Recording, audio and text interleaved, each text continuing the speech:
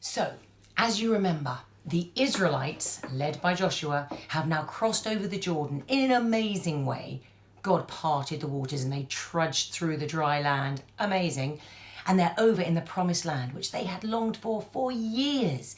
They're in the promised land, excited, ready to take over. But they have a problem. They have to conquer the land. And in the land, there are people who do not want to be conquered. And there is one city in particular, Jericho, which has enormously large walls all the way around it. And if you remember, there was a lady who lived there called Rahab, who had let the spies into her house when they had come to find out what Jericho was like. And she lived in the city just here. I'll tell you about that in a minute. But Jericho was big and strong, and Joshua and the people were meant to conquer it. How are they going to do that? Now, Joshua knew that God was with him because God had told him on many occasions that he was not to worry, he was not to be afraid because God was with him. But he was still must have been a little perplexed. What can I do? And one day he was out walking in the promised land before he was trying to attempt to conquer anything, and he saw a man, and this man had a sword drawn ready for action. And Joshua said to him,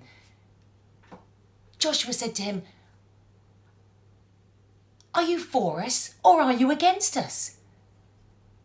And the commander of the army of the Lord, for that's who it was, said, "I'm not for you or against you, but I am the commander of the army of the Lord." And Joshua fell to the ground and worshipped him. He was so relieved that this was God's battle. It wasn't about sides. It wasn't about, are you on my side or are you on their side? It was about God's battle. And Joshua knew at that moment that God was going to fight for him. So he didn't have to worry. Because you know what it's like. When you have a problem, there's something you've got to do, and you just don't know what to do. What should I do? What should I do? It's great, isn't it, when somebody gives you the instructions and tells you exactly what to do. All you need to do is 1, 2, 3. Problem solved. So very nice. And that's what happened with Joshua. God gave him instructions. Now, Joshua listened to these instructions and followed them. And the instructions were this. The people of Israel were to march around Jericho. They were to march around the city for 6 days, once every day. They weren't to shout. They weren't to make a noise. Only the priests of the Israelites were to blow their trumpets as they walked around the city. Now, I don't have my own trumpet, but I made one. You could make one too. And they had to blow their trumpets every day as they walked around. I wonder if you've got a trumpet, you can get it now and you can blow it with me. Are you ready?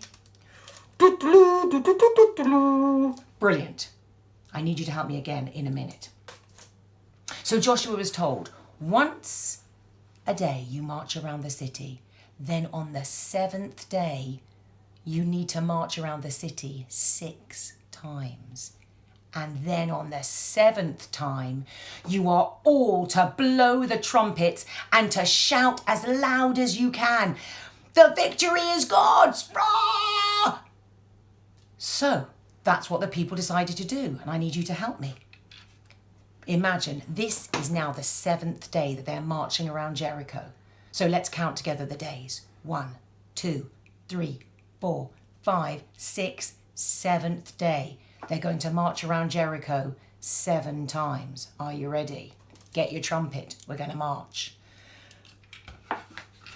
Once. Twice. 3 times. 4 times. 5 times. 6 times. 7 times. This is the loudest trumpet call you've got. If you haven't got a trumpet, you can shout after 3. 1, 2, 3. The victory is God's! Yay! The walls fell down and Jericho was destroyed.